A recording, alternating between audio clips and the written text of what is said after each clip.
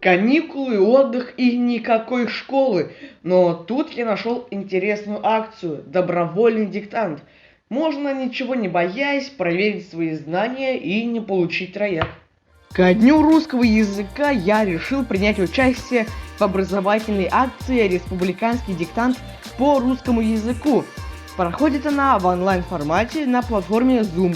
На все дается 30 минут. Начинаем. Заглавие мы уже записали.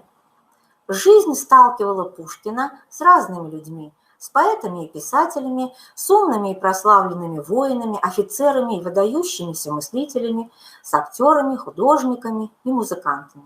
Эту акцию совместно придумали Министерство культуры нашей республики и Дом дружбы народов. Решили, что она может привлечь внимание многих к такой важной теме, как грамотность. Во время господствования гаджетов со всемогущим Т9 кажется, что знания по орфографии, пунктуации уже не столь важны. Но это не так. Кто бы что ни говорил, но написание диктанта онлайн — это очень непривычная вещь. Ведь гораздо проще писать, когда ты сидишь в школе со своим учителем и своими друзьями-одноклассниками. Ведь у тебя появится какой-нибудь вопрос, и учитель может подсказать, да и твои друзья тоже могут подсказать. Написанный диктант скидывайте на почту. Нужно сфотографировать, либо же отсканировать лист с вашим рукописным текстом. Позже будут присланы результаты.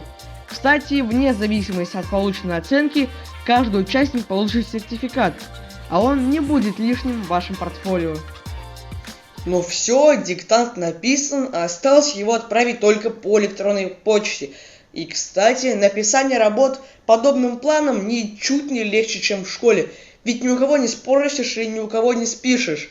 Да и все равно будет честная проверка знания, которая, к счастью, ни на что не повлияет. Никита Гуров специально для Горы новостей.